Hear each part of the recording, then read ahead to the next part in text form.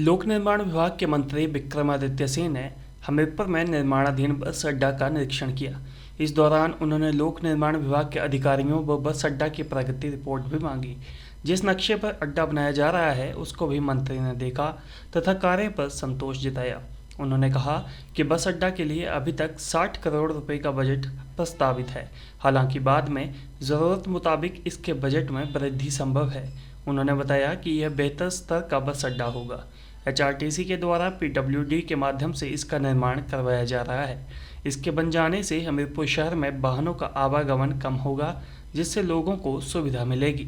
आज मेरा वैसे तो चंबा का दौरा था, मगर वापसी में हमने जितने भी पीडब्ल्यूडी डिपार्टमेंट द्वारा जो निर्माणाधीन प्रोजेक्ट्स हैं हमारे ज्वालाजी में और नदौन में और हमीरपुर में, उसका हमने निरीक्षण किया है। जिसमें एक तो हमारा सुकाश रेखा प्रोजेक्ट है, बड़ा प्रोजेक्ट है जो ज्वालाजी में बन रहा है।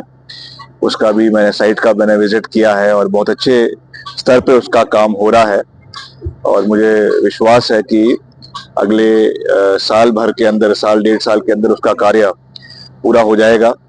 वैसे ही मुख्यमंत्री जी के निर्वाचन क्षेत्र में जो है स्पोर्ट्स का इंडोर स्टेडियम नदौन में बन रहा है, वो भी एक बहुत बड़ा प्रोजेक्ट है जिसमें सभी सुविधाएं युवाओं को उसमें प्रोवाइड करवाई जाएगी, चाहे वो इंडोर शूटिंग रेंज है, स्विमिंग पूल है, आपके कबड्डी का, वॉलीबॉल का और जितने भी मैट्स के अलग अलग स्पोर्टिंग इवेंट्स है, सबके लिए उसमें प्रोविजन रखा गया है। तो एक अच्छी सोच के साथ उसको बनाया जा रहा है और इसका काम भी बहुत अच्छी गति से चल रहा है, क्वालिटी वर्क हो रहा है।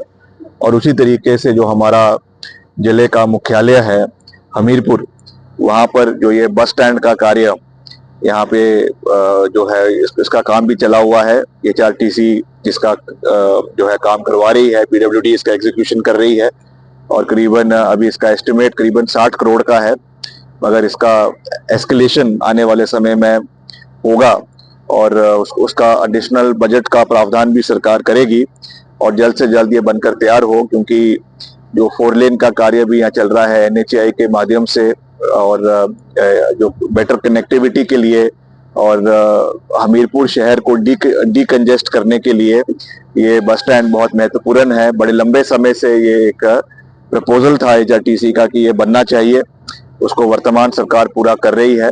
तो ये भी हमारी प्राथमिकता है कि जो इसकी समय अवधि है उसके अंदर ये कार्य पूरा हो और इसका जो फायदा है वो हमीरपुर जिले के सभी लोग और यहाँ बाहर के लोग भी जो यहाँ आते हैं, अच्छी कनेक्टिविटी इलाके के अंदर हो, ये हमारी सरकार की प्राथमिकता है।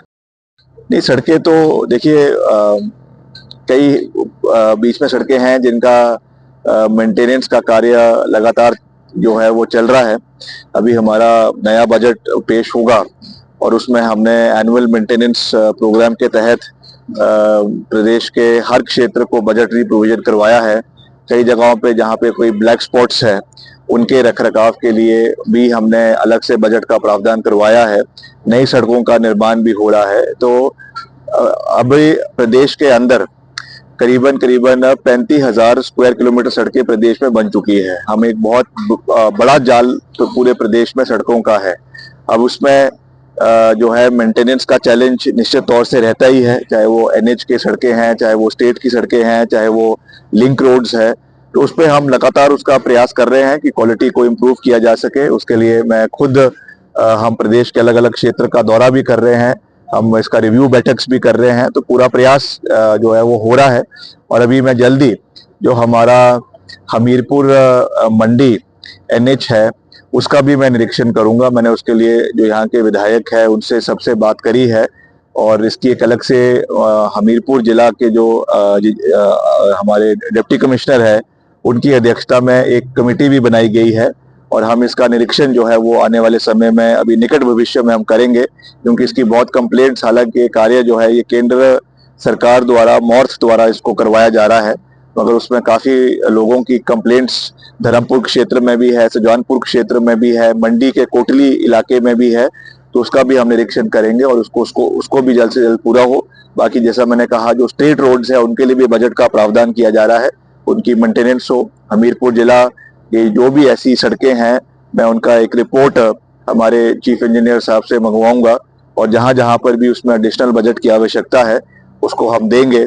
और अब मौसम भी अब खुल गया है, अगले मार्च के महीने से इसमें टारिंग का काम जो है वो शुरू हो जाएगा। तो हमेशा चाहे हिमाचल में है चाहे दिल्ली में है, जिसमें अच्छा काम किया है उसमें हमने समर्थन किया है, उसमें हमने थैंक्स भी किया है। मैं तो विधानसभा के सभा पटल पर गडकरी साहब का धन्यवाद किया है विधानसभा के अंदर, तो इससे ज्यादा और क्या हो सकता है। मगर जहां पर कमियां हैं उसको भी उठाना हमारा दायित्व है। ये ठीक है कि हिमाचल को केंद्र जो स्पॉन्सर्ड स्कीम्स है उसमें पैसा मिल रहा है, और वो पैसा हिमाचल को ही नहीं हर राज्य को मिल रहा है, वो एक बात है, एक पहलू है। मगर दूसरा पहलू ये भी है कि जो हमारा डिजास्टर प्रदेश के अंदर हुआ, प्रदेश में जो 14वें वित्त आयोग के जो रिकमेंडेशंस के बाद हमारा रेवेन्यू डेफिशिएंट ग्रांट जो 13,000 करोड़ रुपए होता था वो आज 3,000 करोड़ रुपए रह गया। और ये भी एक हकीकत है कि अभी जो केंद्र का बजट आया उसमें जम्मू कश्मीर को 25,000 करोड़ जो है ग्रांट इन एड दिया गया है, हिमाचल को 1 रुपया उसमें नहीं दिया गया है। तो इसके लिए हमको उस आवाज को उठाना है, हमारा दायित्व है, हमारी जिम्मेवारी है। तो इसको भाजपा को इसको किसी निंदा के रूप में नहीं देखना चाहिए, ये केवल हिमाचल के होने के नाते हमारा दायित्व है। और मैं तो नेता प्रतिपक्ष से, पूर्व मुख्यमंत्री जी से ये कहूंगा कि आप भी इस विषयों को, हिमाचल के विषयों को उठाए। हर तरीके से केवल गणेश परिक्रमा हर चीज में नहीं होनी चाहिए। जहां पे अच्छा काम होना है वहां समर्थन करें, जहां पे लग रहा है कि कोई शॉर्टकमिंग्स है, हिमाचल के साथ कोई सौतेला व्यवहार हो रहा है, तो आपको भी हिमाचल की आवाज को आदरणीय प्रधानमंत्री जी के समक्ष उठाना चाहिए। कार्यक्रम बहुत अच्छे रहे, हर जगह पे जहाँ पे हम गए लोगों का रिस्पांस अच्छा रहा। जो हम जितना हम कर सके हमने जो है वहाँ पे रिव्यू बैठक करी, बजटरी प्रोविजंस किए। तो मुझे तो इसके बारे में जानकारी भी नहीं थी, ये तो कल एक आधे के मीडिया में देखा कि इस तरीके की चीज हो रही है। अब वो बेचारा कोई होगा अपनी राजनीतिक रोटियां सेक रहा है और अपनी राजनीतिक जमीन तलाश रहा है, तो उनको शुभकामनाएं देता हूँ।